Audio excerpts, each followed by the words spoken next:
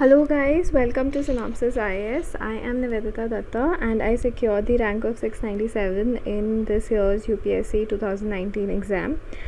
And आज हम पढ़ने वाले हैं polity from the month of March two August. It is very important कि हम क्विक रिविजन कर लें जो भी करंट अफेयर्स न्यूज़ में थे उनके. इसलिए this lecture is going to be a very high output because we'll discuss all the important concepts जो भी पॉलिटी से रिलेटेड न्यूज़ में रहे हैं. So let's begin first with constitution से जो रिलेटेड प्रोविजंस है उसके बारे में क्या रहा है न्यूज़ में. So the first thing is about sub classification of SC and ST. तो सुप्रीम कोर्ट ने क्या कहा है that for preferential treatment purposes जो स्टेट है वो बता सकता है कि जो SC ST कैटेगरी है उनमें भी हम एक सब कैटेगरी बना सकते हैं. Who can tell the state governments themselves can make a subcategory within the SC ST. They cannot notify a new category or denotify an already notified category, but they can make a subcategory for the purpose of equal representation and for better, ताकि better तरीके से हम reservation के benefits को पहुंचा सकें. So there was a case called EV Chinnaiah versus state of Andhra Pradesh जिसमें 2005 में ये बोला गया था that only president can notify inclusion or exclusion of a caste as scheduled caste. This is still true, but अब ऐड क्या हो गया है कि सब कैटेगराइजेशन आप कर सकते हैं. The states can do this for better reservation facilities for all castes. Moving ahead, let's understand OBC. तो क्या OBC डिफाइंड है हमारे कॉन्स्टिट्यूशन में? So no, OBC has not been defined in the constitution. What is OBC? So basically जितने भी socially and educationally disadvantage castes हैं उनको हम OBCs बोलते हैं. And they are vast heterogeneous group and they are not defined in the constitution. So there was a case. Justice J. Rohini Commission was set up in 2017 and this was set up under the Article 340. Article 340 of our Constitution says कि अगर OBC से related उनको कैसे हम और equal बना सकते हैं, बेनिफिट्स और OBCs को पहुंचा सकते हैं, उसके लिए कोई कमिटी अगर सेटअप करनी हो तो वो आर्टिकल 340 के अंदर सेटअप होती है. इसी के under in 2017 justice J. Rohini Commission was set up and they said that sub-categorization of OBC can also be done. So this is about Article 340 जो कि बताता है that an appointment of a commission can be done for the backward classes. And और कहाँ पे बताया है about सब कैटेगराइजेशन ऑफ OBC? तो फर्स्ट बैकवर्ड क्लास कमीशन जो 1955 में आया था उसने भी बोला था कि सब कैटेगराइजेशन होना चाहिए एंड दो कैटेगरीज होनी चाहिए, backward and extremely backward. Then there was a new committee in 2015. NCBC proposed that there should be 3 categories. Which are those 3 categories? Extremely backward, more backward and backward classes. So these are the 3 categories जिसमें हम NCBC ने propose किया था कि OBC को हमें सब categorize कर देना चाहिए. Now what is NCBC? National Commission for Backward Classes. Very important. It was earlier a statutory body. But now it has become a constitutional body. Under which amendment act? So it was 102nd Amendment Act जिसने NCBC को एक constitutional body बना दिया है. पहले जो NCBC के offences थे that was under NCSC यानी कि National Commission for Scheduled Caste जो है वही देखता था grievances of OBC. But now we have NCBC which became first a statutory body and then now it has become a constitutional body. And ये करता है recommendation. So these committees all give recommendations to the central government that आप क्या और provisions ला सकते हैं so that there can be better implementation of the provisions that are there in the constitution.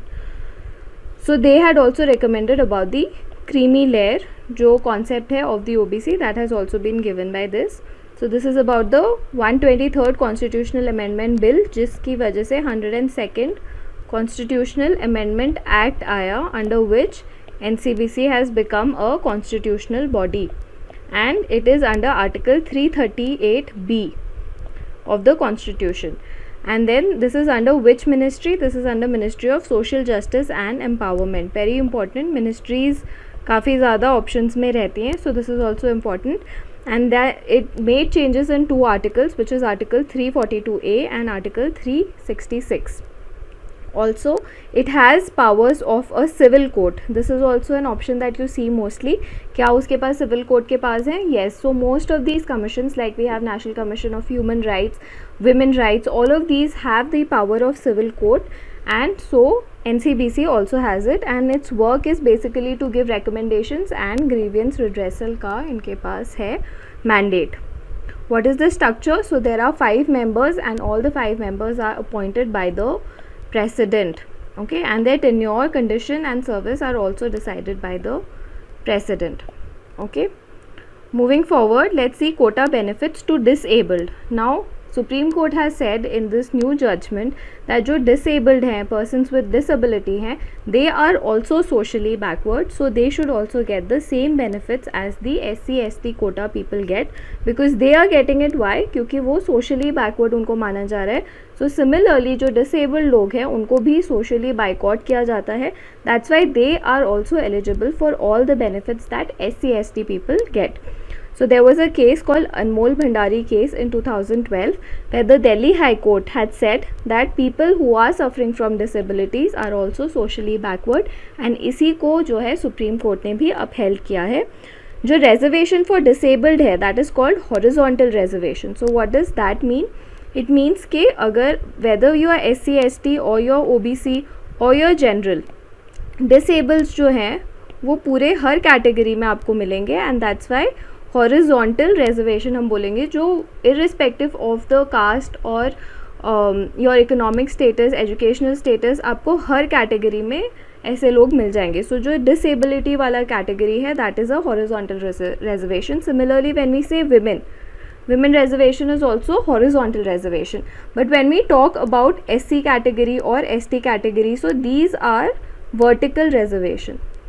ठीक है, तो जो हम डिसेबल्ड के कोटा के बारे में बात करें, that is a type of horizontal reservation.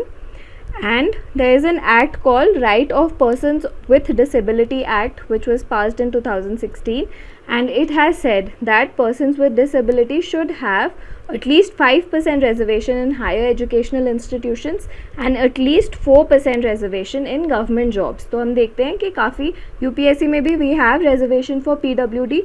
So it is said that government jobs में 4% और higher education में 5% seats should be reserved for PWDs. Now coming to the next, we have custodial violence. What is custodial violence?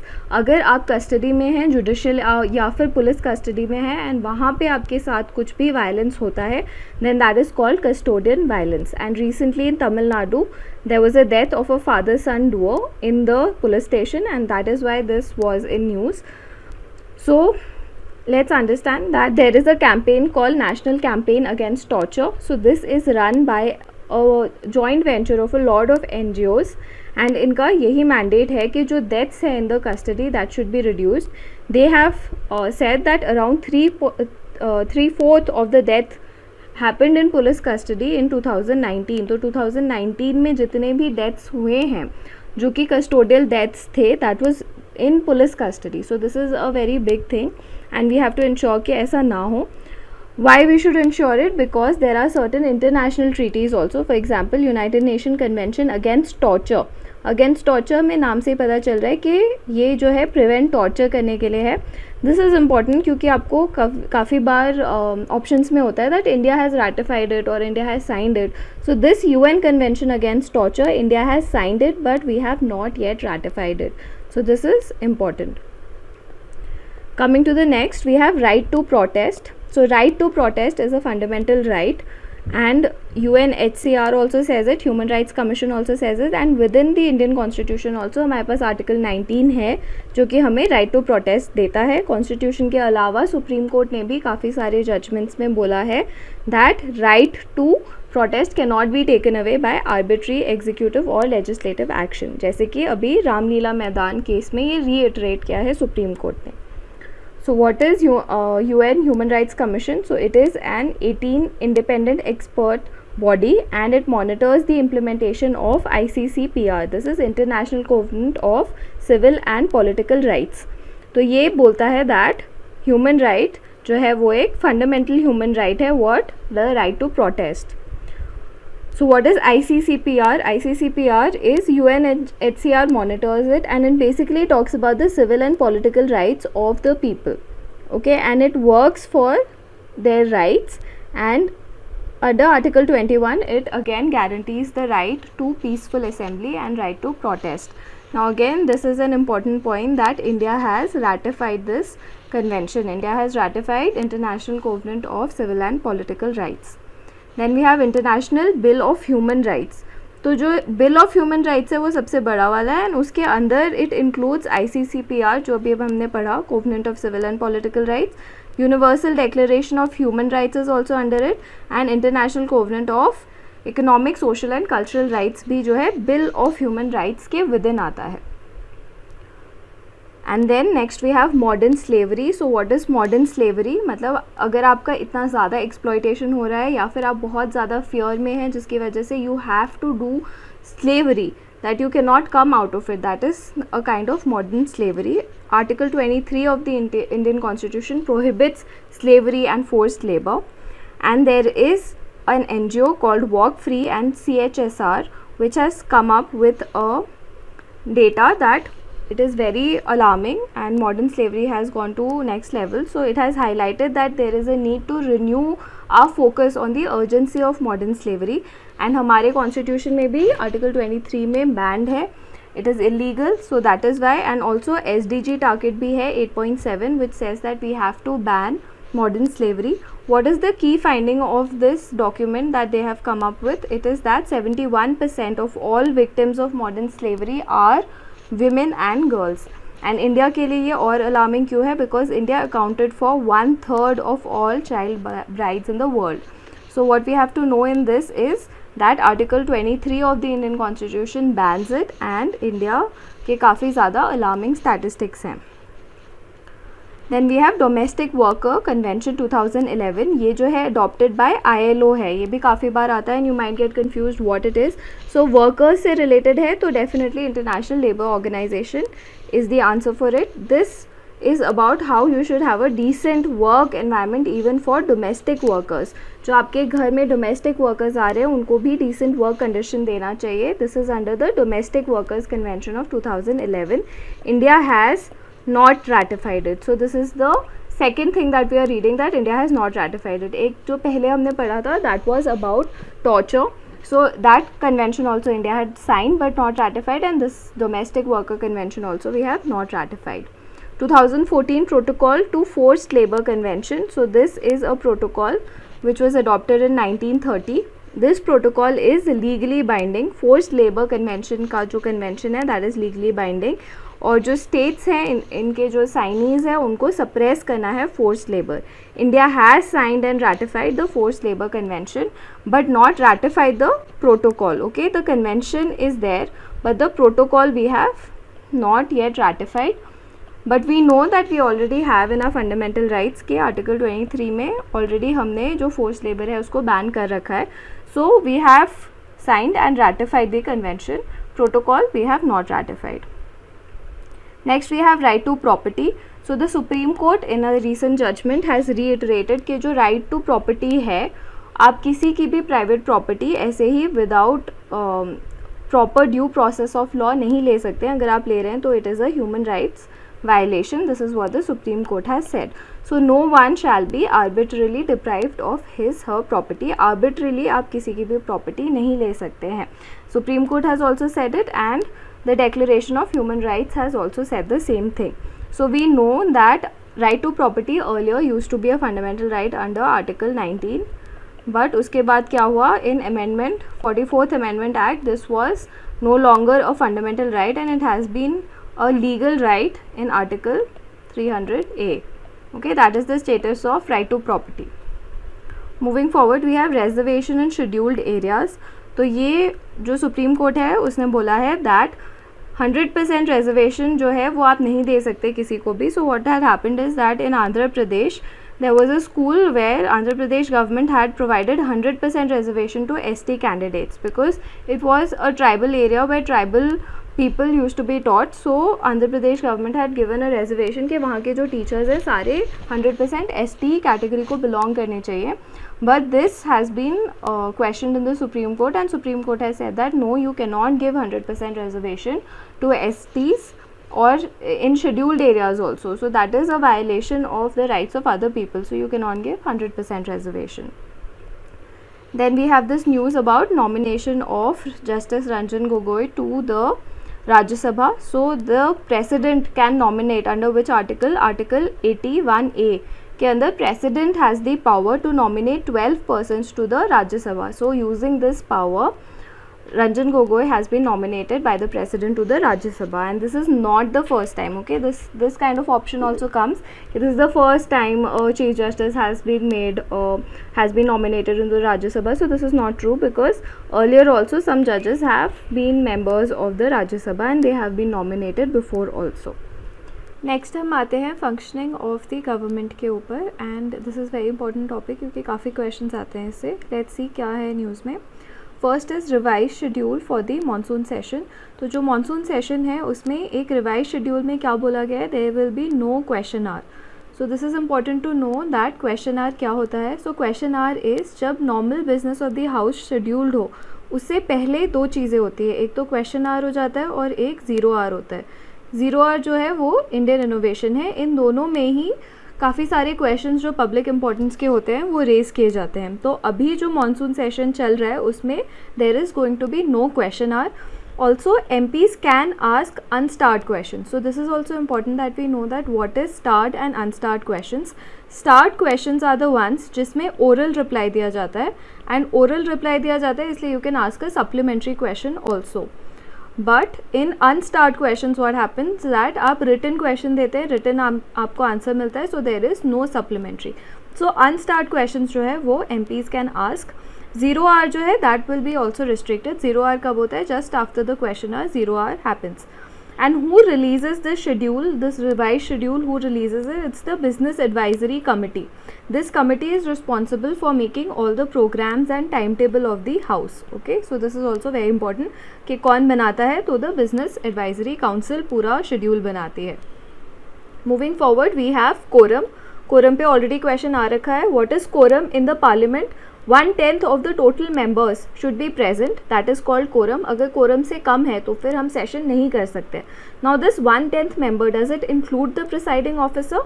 Yes, it includes the presiding officer. यानी कि speaker, chairman जो भी preside कर रहा है parliament को, उनको add करके और जितने members present है add करके 1/10 से ज़्यादा होना चाहिए. If it is more than 1/10, we have achieved quorum and we can continue the session. And for committees, we have certain committees also. In committees में भी quorum होना चाहिए, and that quorum is 1/3 of the committee members should be present. But ये quorum के लिए अभी Rajya Sabha secretariat ने एक clarification दी है that quorum is essential only when committees are taking decisions or adopting reports. अगर कोई important decision चल रहा है या कोई रिपोर्ट को अडॉप्ट कर रहा है उसी टाइम पे जो कमिटीज़ हैं वहाँ पे कोरम इम्पॉर्टेंट है. अदरवाइज कोरम से कम भी है तो भी कमिटी फंक्शन कर सकती है. Moving forward, we have the 5th world conference of speakers of parliament. This is a conference जो कि वर्चुअल मोड में हुआ था, and this all speakers of the entire world are present, and वो try करते हैं कि कैसे हम अपने पार्लियामेंट्री प्रैक्टिसेस को बेटर कर सकते हैं, कैसे कोऑर्डिनेशन ला सकते हैं डिफरेंट पार्लियामेंट्स में. This is organised jointly by Inter Parliamentary Union and parliament of Austria. It also has support of United Nations UN, and virtual mode में हुआ था. And this was established when, काफ़ी पहले in 1889 this was established as an international organisation of all parliaments. Okay, and this is for coordination among all the parliaments. Next we have governor's power to summon the assembly session.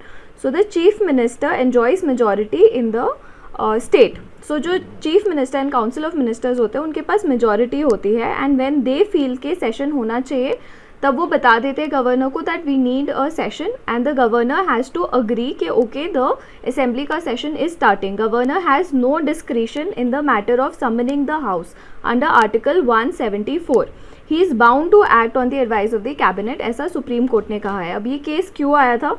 तो राजस्थान में ये controversy हुई थी जहाँ पे जो council of ministers हैं, chief minister है, उन्होंने बोला था कि हम जो है राजस्थान का असेंबली का सेशन स्टार्ट करना चाहते हैं, बट गवर्नर ने रिफ्यूज़ कर दिया टू समन.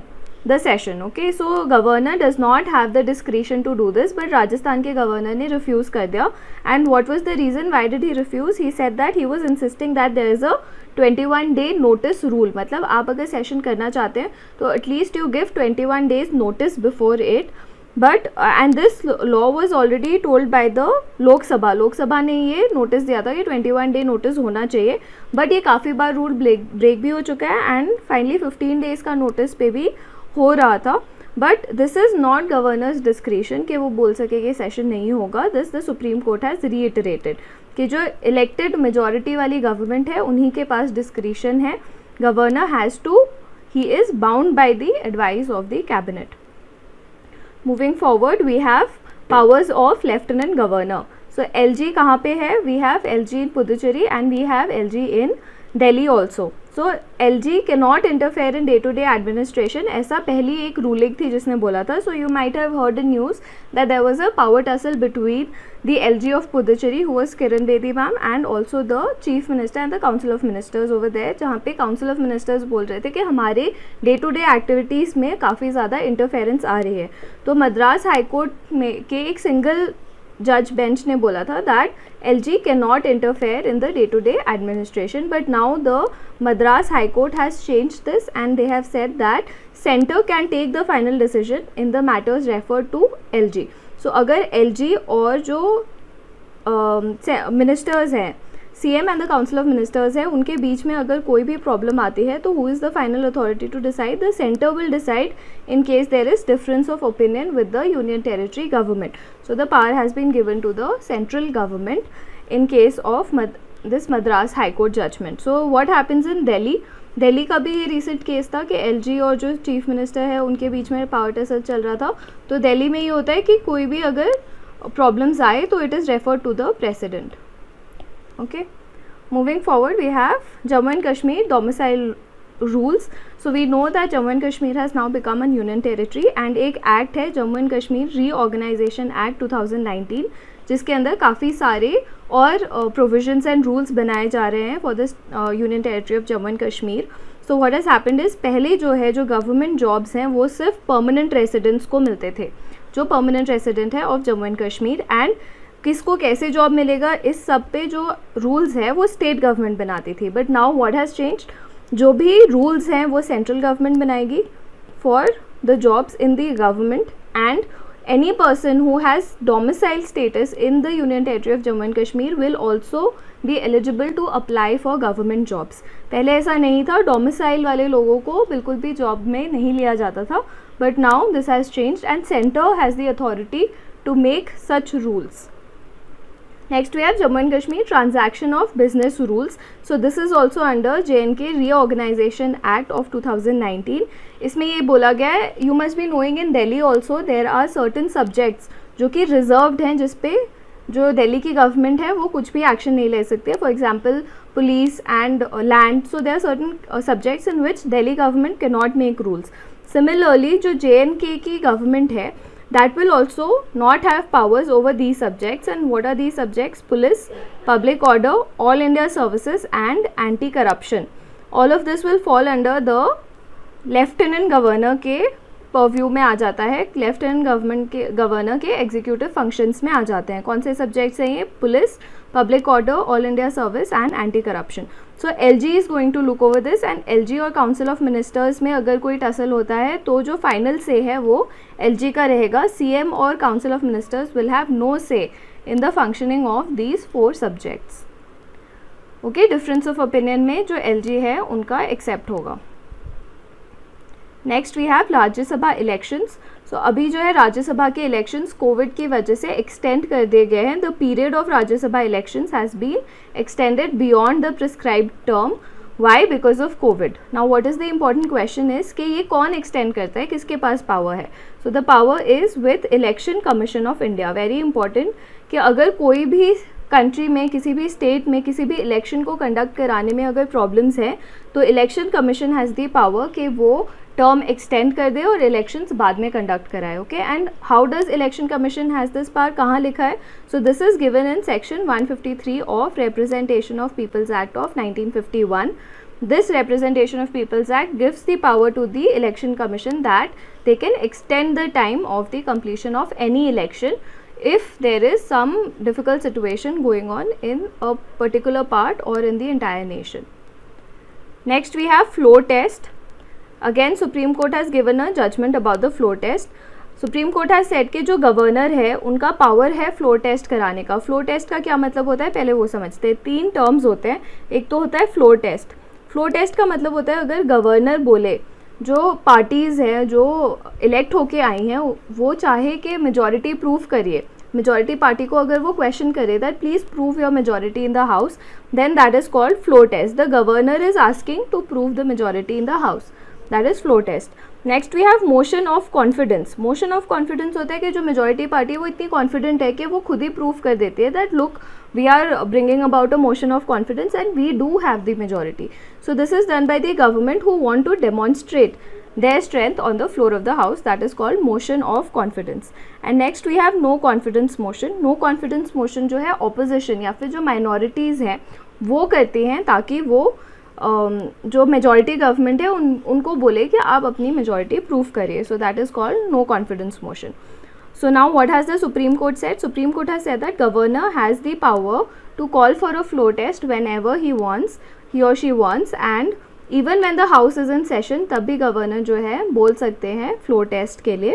एंड अगर स्पीकर का कोई डिसीजन पेंडिंग है regarding resignation then also governor can call for a floor test. He does not need to wait for the speaker's decision. ये कौन से डिसीजन के बारे में बात हो रही है?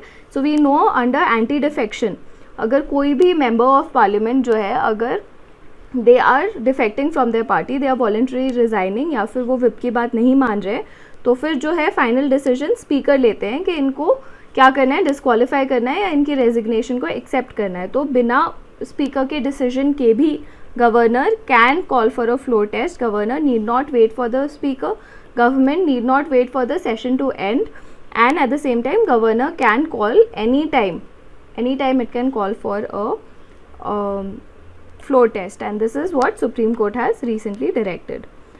Moving forward we have cabinet committees. 2 नई cabinet committees बनी है एंड उन दोनों का भी फंक्शन को और वाइडन कर दिया गया है.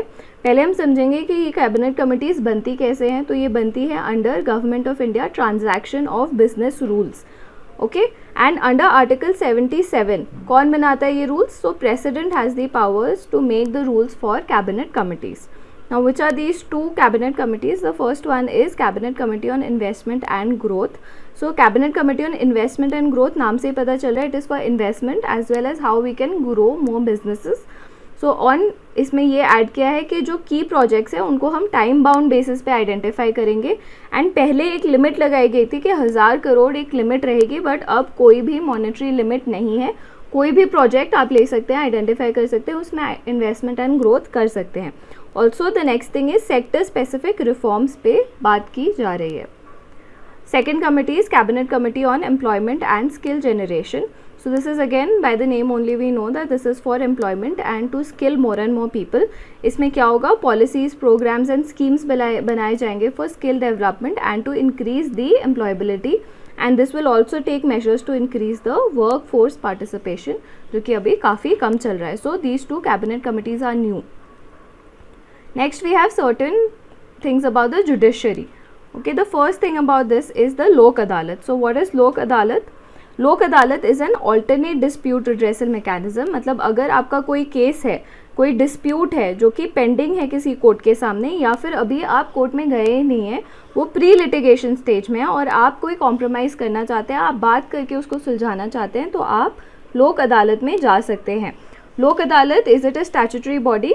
Yes, it has statutory status under legal service authority act of 1987. Okay, so it is statutory, this is important. Next जो इम्पॉर्टेंट है कि डिस्प्यूट जो पेंडिंग है कोर्ट में उसके लिए भी आप लोक अदालत में जा सकते हैं, और जो प्री लिटिगेशन स्टेज में है उसके लिए भी आप लोक अदालत में जा सकते हैं.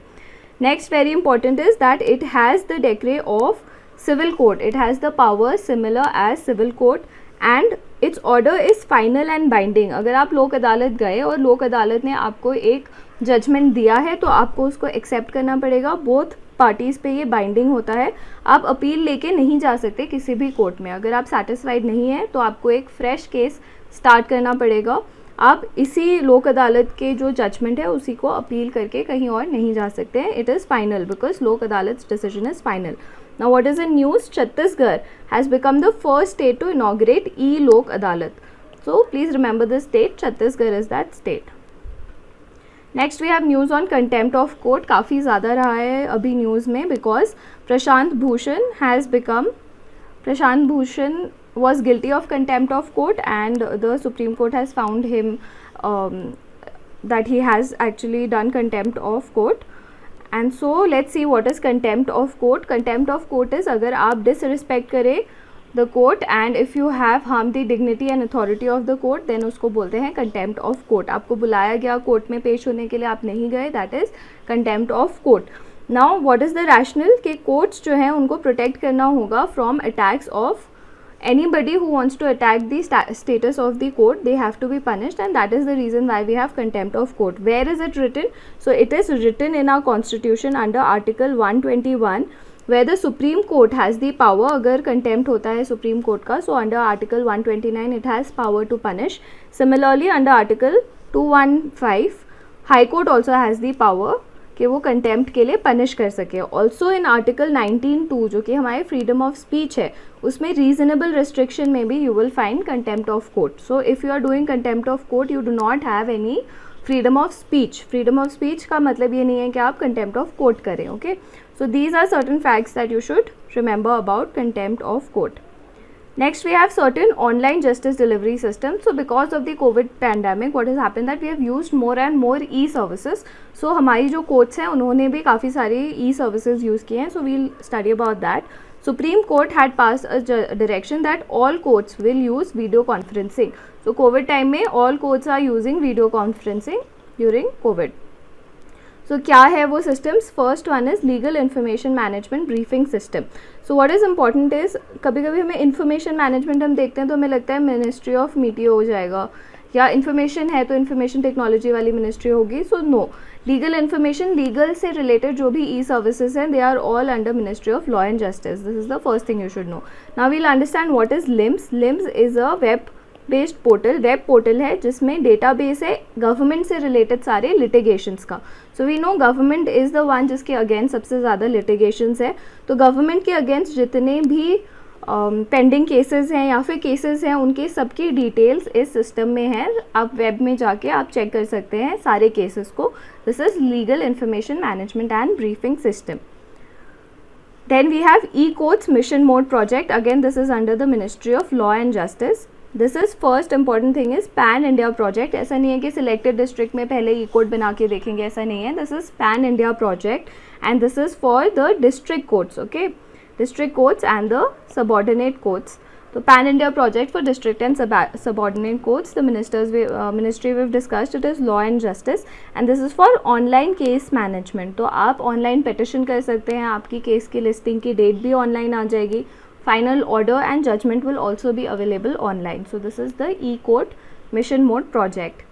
Next we have National Judicial Data Grid. So this is, नाम से हमें पता चल रहा है डेटा ग्रिड है. तो जितने भी पेंडिंग केसेस है उन सब को एक जगह पे रखा गया है in national judicial data grid. So data grid is the one in which pending cases are present.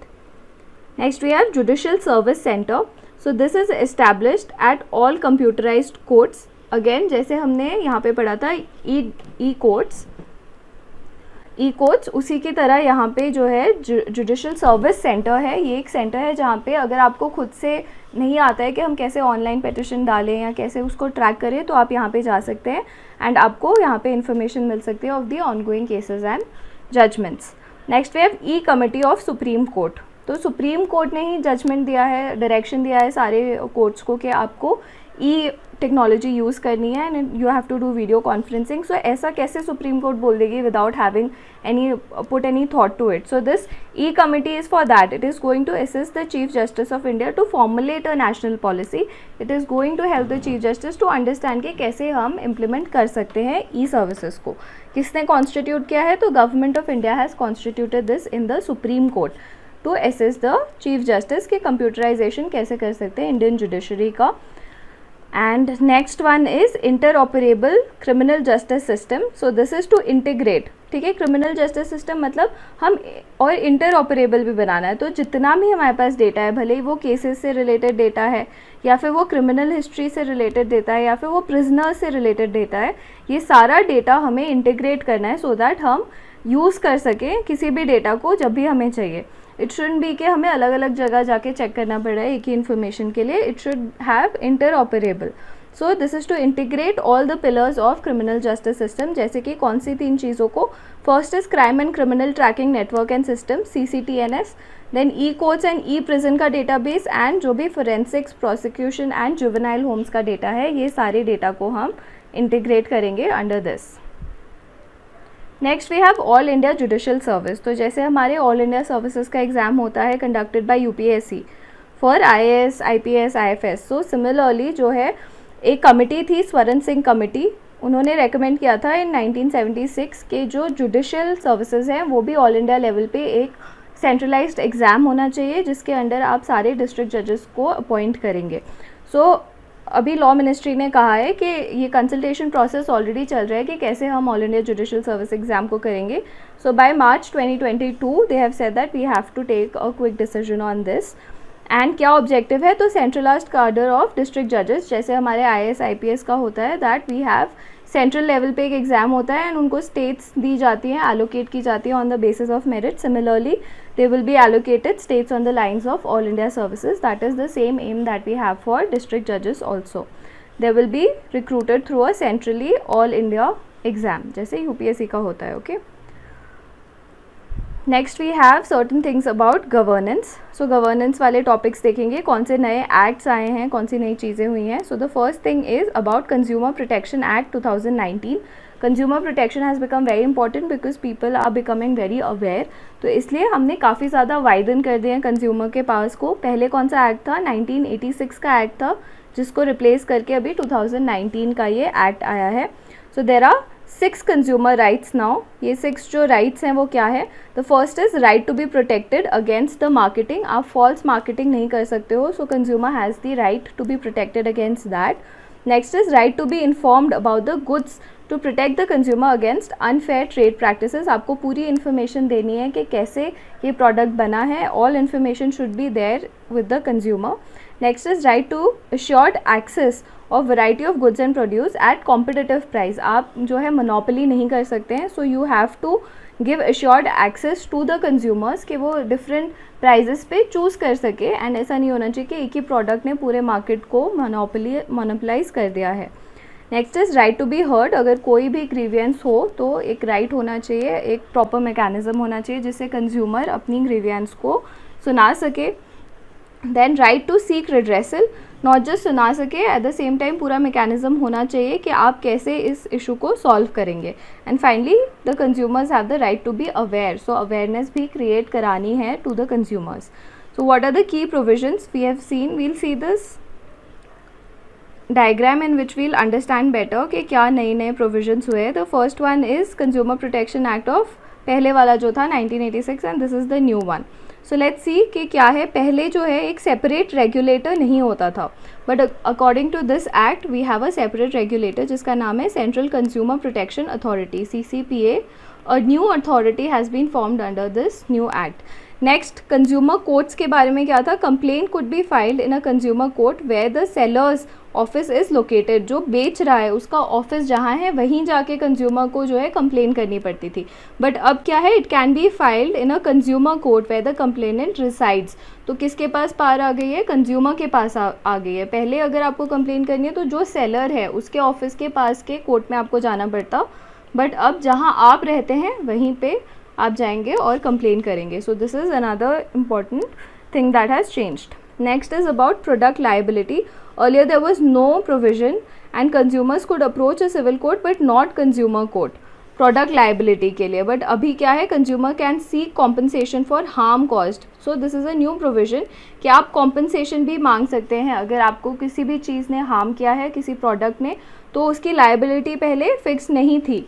Okay, आप सिविल कोर्ट में जाके केस कर सकते थे, बट अब कंज्यूमर कोर्ट की भी पावर को बढ़ा दिया है। एंड अगर कोई चीज़ आपको हार्म करती है तो आप कंपनसेशन के लिए जा सकते हैं in the consumer court itself. Next, pecuniary jurisdiction. So pecuniary always means something about monetary gains. So district में आप जा सकते हैं अगर 20 लाख तक का आपका लॉस है। स्टेट गवर्नमेंट में के स्टेट कोर्ट्स में आप जा सकते हैं अगर 20 लाख टू 1 करोड़ है, एंड नेशनल कंज्यूमर में जा सकते थे when it was above 1 crore. So this was the monetary distribution था पहले अगर आपको कोर्ट में जाना है तो, बट अभी क्या है, काफ़ी ज़्यादा बढ़ा दिया है इन डिस्ट्रिक्ट लेवल इटसेल्फ। तो डिस्ट्रिक्ट में ही अप टू 1 करोड़ का जो केस है वो सुना जाएगा। So you don't have to move to the state और नेशनल लेवल कोर्ट्स। आप 1 करोड़ तक का अगर कोई भी लॉस है या प्रोडक्ट से रिलेटेड आपकी कोई कंप्लेन है तो आप डिस्ट्रिक्ट में उसको सॉल्व कर सकते हैं। 1 to 10 crore is in the state and above 10 crore is in the national level. So आप देख सकते हैं कि पहले नेशनल लेवल पे जो था उसको अभी डिस्ट्रिक्ट को पार दे दी गई है, तो काफ़ी ज़्यादा पार है to the district courts itself. E commerce के लिए पहले कोई प्रोविज़न नहीं होते थे बिकॉज ई कॉमर्स उतना डेवलप नहीं था। अभी there are rules and all rules of direct selling are extended to e commerce. जो भी रूल्स बाकी सारे डायरेक्ट सेलिंग में लगते हैं वही सेम रूल्स अभी ई कॉमर्स के लिए भी लगेंगे for consumer protection. And finally we have something about mediation cells. पहले ऐसा कोई लीगल प्रोविज़न नहीं था, but now court can refer settlement through mediation. तो मीडिएट करके भी आप अपने सारे जो है ग्रीवियंसेस वो रिड्रेस कर सकते हैं। So this are the new provisions that are present in consumer protection act. Next we have Mission Karm Yogi. So Mission Karm Yogi is for civil services capacity building. So this is a national level program जिसमें ये बोला गया है कि जो civil servants आते हैं select होके एग्ज़ाम में, they should have certain qualities for better nation building, and उसके लिए इन्होंने capacity building ट्रेनिंग जो मॉड्यूल है उसमें काफ़ी सारे चेंजेस किए हैं to make the civil servant more creative, constructive, professional, technology enabled, progressive, उसके लिए। सो एंड काफ़ी ज़्यादा लोगों को ये कवर करेगा। 50 lakh central employees will be covered under this. किसके अंडर होता है ये? Rules based on roles based human resource management, transition from rule based to role based. Okay, rules को सिर्फ फॉलो नहीं करना है, आपको रोल मॉडल बनना है and role based human resource management करना है। There is an emphasis on site learning, and off site से हम मूव करके ऑन साइट लर्निंग की तरफ जाएंगे। And partner with the best in content creators like public training institutions and universities. You have to provide the best in the trainings, and civil servants to be continuously strengthen their behavioral function and domain competencies. Continuously आपको encourage किया जाएगा to improve your capacities. And IGOT platform जो है integrated government online training platform होगा, जहाँ पे काफ़ी सारे ट्रेनिंग जो है वो चलती रहेंगी on the regular basis. You don't have to leave everything and leave all your work and then go for a training. Continuous online training आपकी चलती रहेगी. So this is all under the Mission Karm Yogi. Next we have Ranbir Singh Committee on Criminal Law Reforms. So this was constituted by whom? First you have to remember कि Ranbir Singh committee किसके लिए? Criminal law के reform के लिए। किसने बनाया था? तो ये सारे जो क्रिमिनल लॉज होते हैं वो होम मिनिस्ट्री के अंडर ही आते हैं। So this is under ministry of home affairs, and this is looking for changing the criminal laws a lot. तो व्हाट इज़ द ऑब्जेक्टिव? जो हमारा आईपीसी है वो 1860 का बना हुआ है। It defines offences and specifies their respective punishments. Indian penal code IPC, तो ये काफ़ी पुराना है और इस पर चेंजेस करना काफ़ी ज़रूरी है। सिमिलरली सीआरपीसी जो है 1973 का है। It establishes what? The machinery for implementation of IPC. IPC में क्या है? सारे ऑफेंसेस लिखे हुए हैं और उन ऑफेंसेस के लिए क्या पनिशमेंट होगी ये लिखा हुआ है। सीआरपीसी में क्या लिखा हुआ है कि कैसे हम इनको इम्प्लीमेंट करेंगे आईपीसी के प्रोविजंस को, एंड प्रोसीजर्स दिए हुए हैं in CrPC. Then we have Indian evidence act 1872.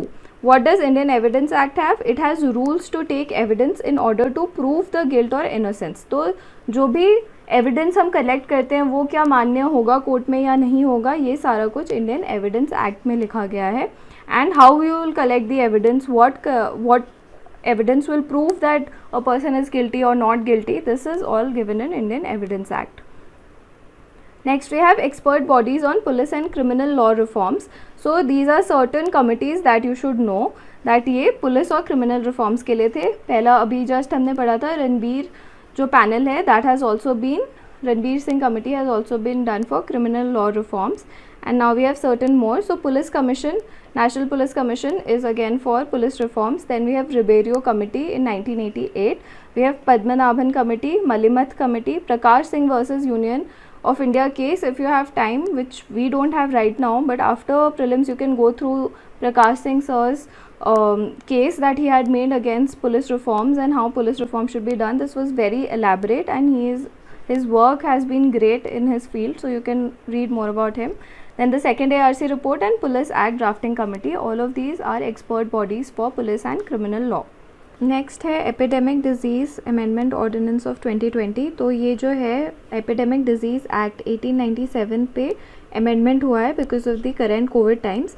इसमें आपने न्यूज़ में देखा होगा काफ़ी सारा डॉक्टर्स के अगेंस्ट जो है वायलेंस हो रहा था, तो उसको टैकल करने के लिए ये एक्ट में अमेंडमेंट किया गया है। क्या ऑब्जेक्टिव है? तो हेल्थ केयर पर्सनल जो है और उनकी जो प्रॉपर्टी है उसके अगेंस्ट कोई भी वायलेंस नहीं होना चाहिए during the epidemic.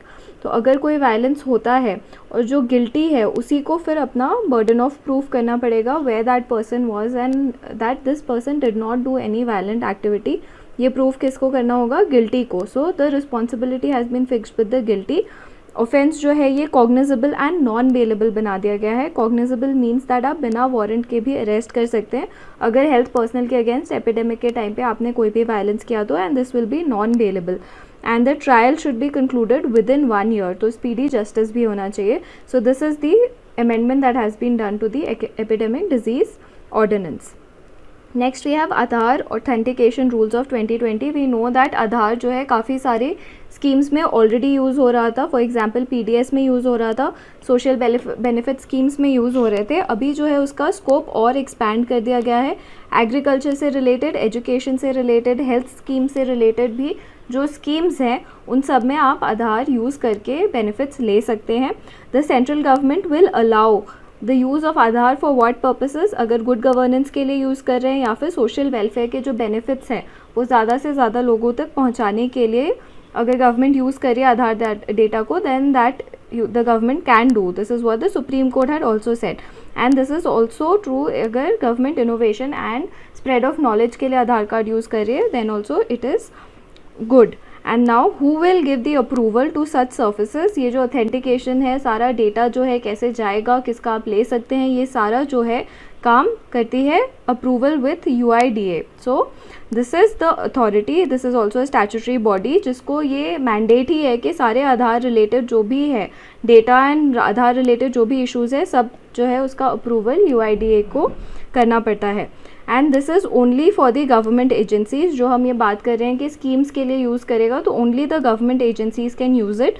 Private entities cannot use the Aadhaar data to provide any services. Only the government agencies can use it. This is in line with the Supreme Court judgment of 2016. And Aadhaar Amendment Act 2019 seeks to allow private entities access to Aadhaar-based authentication. But this was now challenged in the supreme court and it has been said कि private जो है वो entities नहीं use कर सकती हैं government data, but जो government agencies हैं उन्होंने अपना स्कोप बढ़ा दिया है। So they can use it for health care, education and all other services with the approval of UIDAI। Next we have Lokpal complaint rules 2020। So Lokpal complaint rules किसने बनाए हैं? This has been notified by department of personnel and training under the Lokpal Lokayukta act of 2013। So this is important. आपको ministries वगैरह पूछ सकते हैं। For example CBI जो है वो कौन सी मिनिस्ट्री के अंडर आता है? You should know these things. So Lokpal भी है जो उसके रूल्स कौन बनाता है? It is department of ministry of personnel and training. Similarly CBI is also under ministry of personnel and training. Okay, so the same ministry. Now what are the key features of these complaint rules? So this is regarding the complaint against a sitting or former prime minister. तो आप directly prime minister के against जो है complaint लेके नहीं जा सकते हैं under Lokpal. What you have to do कि complaint अगर आई है तो it has to be decided by the full bench। जो लोकपाल के सारे members हैं वो लोग इस केस को सुनेंगे जो प्राइम मिनिस्टर के अगेंस्ट आए हैं, and it has to be passed by 2/3 of the majority, approved by 2/3 members of the Lokpal. Only then you can go ahead with a complaint that has come. If the bench dismisses the complaint, then सारा जो भी record है कुछ भी public नहीं बनाया जाएगा। अगर PM के अगेंस्ट कोई कंप्लेन आई है 2/3 से वो पास नहीं हो पाया in the Lokpal, then no details will be made public and no complaints can be filed against public servant। अगर आप army act, air force act, navy act या कोस्ट गार्ड एक्ट से कोई प्रोविज़न उठा के कंप्लेंट नहीं कर सकते against any public servant. So these acts are immune to the Lokpal, so you can't make any complaints. Then complain must provide an identity proof, but जो identity of the complainant और accused है उनको protect करके रखा जाएगा, but identity होना ज़रूरी है. Next, foreign nationals, this is also very important. Foreign nationals can also launch complain under the Lokpal act. Okay, foreign nationals can also do. And अगर आप फॉल्स या फ्रिवलेस कंप्लेन करते हैं तो आपके अगेंस्ट पनिशमेंट हो सकती है. Then what is the language, तो जो भी 8 शेड्यूल के हमारे लैंग्वेजेस है उसमें से किसी में भी आप कंप्लेन कर सकते हैं. And you can also do it electronically complain, you can post it also, और आप इन पर्सन भी लोकपाल में जाके दे सकते हैं. So these were provisions of Lokpal. Let's see a few more things जो न्यूज़ में रहा है. पीएम केयर्स फंड काफ़ी ज़्यादा न्यूज़ में था, अभी सुप्रीम कोर्ट में केस भी इसके ऊपर था जो कि सॉल्व हो चुका है. तो ये जो पीएम केयर्स फंड है वो अभी बना है in 2020 because of the covid. तो अगर आपको स्टेटमेंट में ये बोले कि PM cares fund is only for public health care emergency, then that is not true, क्योंकि ऑब्जेक्टिव क्या है, असिस्टेंस है, not just for public health emergency, it is also for any other kind of emergency, calamity और distress, man made हो या natural हो, जैसे भी कैलामिटी हो आप पीएम केयर्स फंड को यूज़ कर सकते हैं. It is not only for the public health emergency. Okay, next is who is the ex officio chairman. So our prime minister is the ex officio chairman of the board of trustees, and who else are the member of these trustees? So we have Ministry of Defense, Home Affairs and Ministry of Finance. ये जो तीन हैं ये ex officio members हैं board of trustees के. जो chairman है वो nominate कर सकते हैं और 3 लोगों को ट्रस्टी के रूप में. और ये कौन लोग होंगे? These are eminent people in the field of research, health, science और सोशल वर्क. एमिनेंट पीपल को prime minister can nominate into the trustees. Any person who is appointed to the trustees shall have the pro bono capacity, and they can decide के हम fund जो है वो use कर सकते हैं या नहीं कर सकते हैं in certain cases. The contributions will only be in voluntary form, मतलब कि आप बजटरी एलोकेशन नहीं कर सकते हैं पीएम केयर्स में. You can not go to the parliament and say के पीएम केयर्स फंड में हम इतने करोड़ रुपीस दे रहे हैं. No budgetary allocations, only voluntary contributions will come into PM cares. And there is exemption under foreign currency regulation authority also. Why? Because foreign contributions is also accepted under PM care. So foreign contributions also accepted. And how will you disperse the fund? So this is according to the rules that are laid down by the trustees. हमने देखा था board of trustees हैं, chairman PM है, ex officio ministers हैं, कुछ जो members हैं, and then nominated members हैं. ये सारे मिलके decide करेंगे rules कि किस तरह से ये फंड्स जो हैं डिस्पर्स होंगे. इसमें पार्लियामेंट का कोई रोल नहीं है, ना वो बजट एलोकेट करेंगे ना वो कोई रूल्स बनाएंगे. जो ये डोनेशंस टू द फंड है ये बहुत इंपॉर्टेंट पॉइंट है. 100% एग्जेम्पशन है अंडर इनकम टैक्स एक्ट. तो अगर आप पीएम केयर्स में डोनेट कर रहे हैं तो आपको कोई भी इनकम टैक्स उसके लिए चार्ज नहीं होगा. You will be exempted from income tax. And जो ऑडिट होगा that will be done by independent auditor. तो अगर आपको ये स्टेटमेंट दे दे कि पीएम केयर्स फंड का ऑडिट सीएजी करेंगे, तो ऐसा नहीं है. इंडिपेंडेंट ऑडिटर्स हैं जो कि अपॉइंट किए जाएंगे by the trustees for the auditing of this fund. एक पिटिशन गया था which challenged the constitutionality of PM cares fund, but that was quashed by the supreme court, and supreme court has upheld all of these provisions जो अभी हमने ऊपर discuss किए हैं. So you can see that it was dismissed by the supreme court. Finally we can also study a bit about prime minister national relief fund. ये बहुत पुराना fund है जो पंडित जवाहरलाल नेहरू ने ही स्टार्ट किया था इन 1948. इसका originally created to assist the displaced person from Pakistan, but धीरे धीरे इसका जो स्कोप है वो बढ़ा दिया गया था. किसी भी कैलामिटी में या मेडिकल ट्रीटमेंट के लिए हम ये फ़ंड यूज़ कर सकते हैं, नेशनल रिलीफ फ़ंड. इसका भी जो कंट्रीब्यूशन है वो वॉलेंट्री डोनेशन से होता है. इसमें भी कोई भी बजटरी सपोर्ट नहीं होता है. इसमें भी एग्जेम्पशन है, foreign contribution is allowed. And जो फंड डिस्बर्समेंट है that is in the discretion of the prime minister. वहाँ पे हमने देखा था कि फंड डिस्बर्समेंट के लिए पीएम केयर्स में क्या है, बोर्ड ऑफ जो ट्रस्टीज़ हैं वो रूल्स बनाएंगे, बट यहाँ पे प्राइम मिनिस्टर को डिस्क्रिशन है फंड डिस्बर्समेंट के लिए. And this is recognised as a trust under income tax act with prime minister as the chairman. Here also the chairman is prime minister. There also we had Prime Minister as chairman, and here also 100% exemption of income tax है. Audit is again done by independent auditor. Then let's come to Chris Gopalakrishnan committee. तो हमने Shri Krishna committee देखा था which was for personal data protection, and this is for non-personal data governance framework. तो जो non personal data है, जिसमें आपका नाम नहीं है, कोई सेंसिटिव इन्फॉर्मेशन नहीं है, वैसे डेटा को भी प्रोटेक्ट करना चाहिए, उसके लिए भी हमारे पास रूल्स होने चाहिए। तो उसके लिए कौन सी कमेटी है? Krishna Gopal Krishnan committee, and that has given 3 broad purposes for data sharing: sovereign, public interest and economic purpose। तो ये सारे purposes के लिए जो non personal data है उसको government use कर सकती है। What are the key recommendations? Let's see that. First is that we have to create non personal data authority with regulating powers. Definitely you need an authority जो कि आपको बताएंगे और regulate करेंगे इस non personal data को। So that is the first recommendation. The next one is that we have to define the roles of stakeholders, similar to just as Shri Krishna committee, उन्होंने भी बताया था कि जो स्टेक होल्डर्स है उनकी डेफिनेशन हमें फिक्स करनी है। तो यहाँ पे data custodian, data principal and data trustee की जो डेफिनेशन है वो क्लियर होनी चाहिए। Next is about localisation of sensitive non-personal data. So we have to ensure that important non-personal data is also localized, that is we do not give that data outside Indian territory and that remains in India so that we can protect that data. Next, requirement of consent is also important for usage of NPD. ऐसा नहीं है आपके बिना consent के आपका non personal data भी कोई नहीं ले सकता है। So consent is important and it has also classified non personal data into these following types. The first is public non personal data. ये ऐसा डेटा है जो पब्लिक में अवेलेबल है। कैसा डेटा? जो कि आपसे गवर्नमेंट कलेक्ट कर रही है in the form of census. जब होता है तब आप अपना डेटा बताते हैं, टैक्स जब आप पे करते हैं तो आप अपना डेटा गवर्नमेंट को देते हैं। तो ये जो है पब्लिक नॉन पर्सनल डेटा है। फिर है कम्युनिटी नॉन पर्सनल डेटा। तो अगर एक सेट ऑफ पीपल के बारे में डेटा है कि इस जोग्राफिकल लोकेशन में कौन से लोग रहते हैं, वैसा कम्युनिटी बेस्ड जो डेटा है that is community non personal data. Then we have private non personal data जो कि इंडिविजुअल लेवल पे प्रोड्यूस होता है एंड इसको भी हमने क्लासीफाई किया है sensitive and critical non personal data में। सो जो ये इम्पॉर्टेंट वाले पर्सनल डेटा है, जो प्राइवेट नॉन पर्सनल डेटा है, इसके लिए लोकलाइजेशन होना चाहिए एंड कंसेंट की ज़रूरत है to process this kind of data.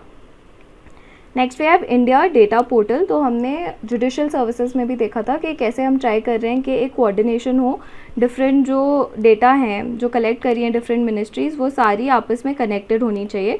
So similarly India data portal का भी वही एम है that there should be one stop open data portal, जहाँ पे जो स्कैटर्ड डेटा है, बहुत सारी मिनिस्ट्रीज़ अलग अलग सोर्सेज से डेटा ले रही हैं, तो एक कॉमन प्लेटफॉर्म होना चाहिए कि आप सर्च करो तो through all these data bases you are able to access the information. So this is India data portal and in the first phase the focus will be on agricultural data because our aim is also to make sure that our farmers get good income. For that we have done a lot of reforms in the agricultural sector. तो इसमें भी India data portal में भी our first focus is that agricultural data को हम पहले streamline करें। Next we have bureau of outreach and communication. तो ये जो ब्यूरो है ये काम करता है कि जो गवर्नमेंट के एडवर्टाइजमेंट्स आते हैं जो हमें अवेयर कराते हैं about various schemes, that is control by bureau of outreach and communication. ये 2017 में बना था एंड काफ़ी सारे डायरेक्टरेट्स को मर्ज करके बना था। It was directorate of advertising and visual publicity, field publicity, song and drama division, इन सबको जो है मर्ज करके bureau of outreach and communication बनाया गया था। क्या काम है इसका? To create an informed citizenry. जो भी गवर्नमेंट के स्कीम्स है या एम्स है वो सिटीजन्स को पता होना चाहिए and that is the job of this bureau also. This is to disseminate information on schemes and programmes of the government by using different mediums. तो आप ऑनलाइन मीडियम से या एडवर्टाइजमेंट के मीडियम से ये सारा इन्फॉर्मेशन जो गवर्नमेंट को देना चाहिए टू द सिटीजन्स वो देता है। Draft policy guidelines for empowerment of social media platforms because now social media has become the major agent जिससे आप इन्फॉर्मेशन दे सकते हैं। तो अभी जो है हमने सोशल मीडिया को भी इसमें इंक्लूड करने की कोशिश की है and these are issued by the ministry of information and broadcasting. Then we have National Panchayati Raj Day.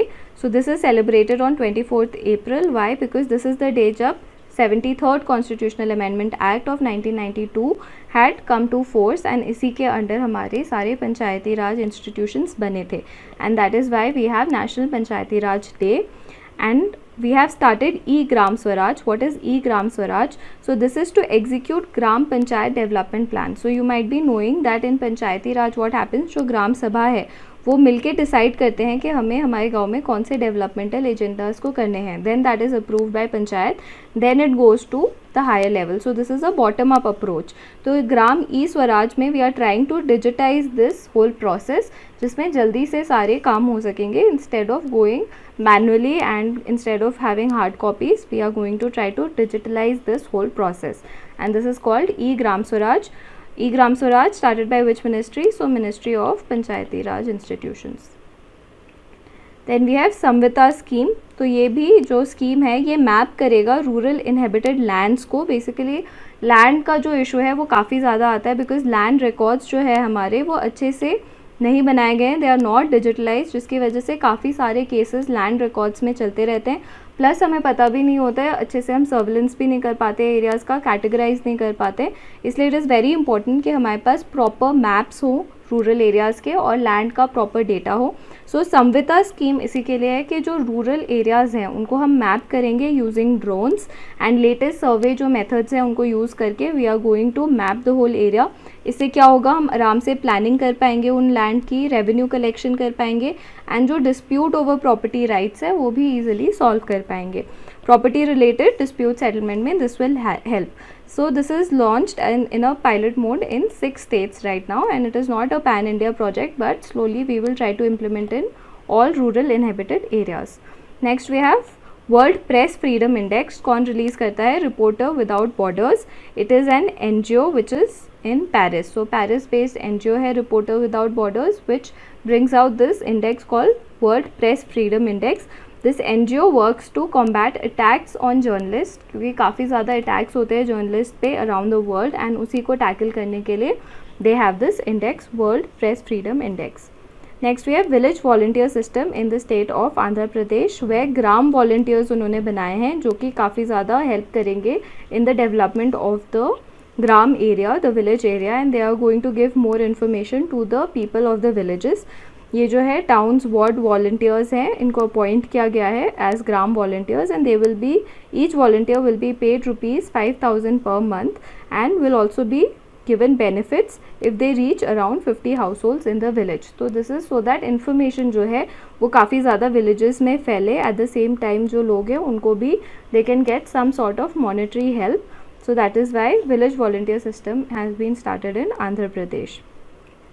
Few static topics जो हमने ऑलरेडी डिस्कस किए हैं, गवर्नर के डिस्क्रिशनरी पावर्स और उनके केसेस के बारे में हमने डिस्कस किया. तो गवर्नर के जो डिस्क्रिशनरी पावर्स हैं वो 2 टाइप के होते हैं, एक तो कॉन्स्टिट्यूशनल डिस्क्रिशन है उनको, एंड दूसरा उनको सिचुएशनल डिस्क्रिशन है. So what are the constitutional discretion that the governor has? तो फर्स्ट थिंग इज़, आपने पढ़ा होगा स्टेट लेजिस्लेचर्स में अगर कोई भी बिल गवर्नर के पास जाता है तो ही has the discretion to send it to the president. He can reserve the bill. So this is a constitutional discretion that the governor has. Second thing is that whenever he feels that precedent rule लगा सकते हैं यहाँ पे, now the condition is such that precedent rule should be applied, so he can send a report to the president saying that precedent rule can be applied in this state. So this is also a constitutional discretion. The third thing is that if this governor is made an administrator of a union territory, then he can work in his discretion for the development of the union territory. This is also a constitutional discretion. Finally, in certain states, for example, Assam, Meghalaya, Tripura, Mizoram, इनके जो autonomous tribal district councils हैं, इनसे related जो अगर financial resources से related कुछ भी है तो गवर्नर यहाँ पे भी कॉन्स्टिट्यूशनल डिस्क्रिशन अपना कर सकते हैं. And finally the 5th constitutional discretion is that council of ministers और चीफ मिनिस्टर को गवर्नर बोल सकते हैं कि आप मुझे रिपोर्ट ला के दीजिए कि क्या एडमिनिस्ट्रेटिव एंड लीगल एक्शंस आप ले रहे हैं. So that also is governor's discretion. So these are all constitutional discretions.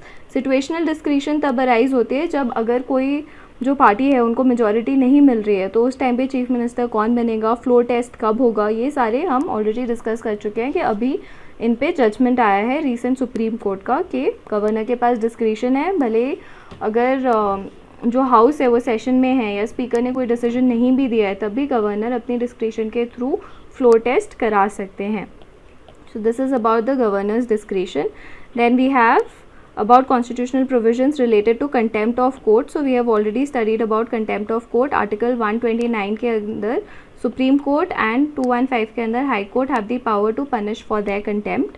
Then business advisory council committee के बारे में हमने पढ़ा था। Business advisory committee is the one जो कि रूल्स बनाता है एंड जिन्होंने रूल्स पब्लिश किए हैं कि इस टाइम पे मॉनसून सेशन में क्वेश्चन आवर नहीं होगा। So this job is of the business advisory committee. Please go through these committees, that who is the chairman of these committees, who are the members, can ministers become the member or who cannot become the member. So these things you should know. Then Mulder Commission हमने starting में काफ़ी सारा पढ़ा था about OBC reservation and सब categorisation उसका होना चाहिए। सब कैटेगराइजेशन में के बारे में क्या हुआ है, SC/ST सब कैटेगराइजेशन के बारे में क्या है, so that we have already discussed. Then right to property also we have discussed that Supreme Court has said कि आप arbitrarily किसी की भी private property नहीं ले सकते. If you take it then it is a human rights violation.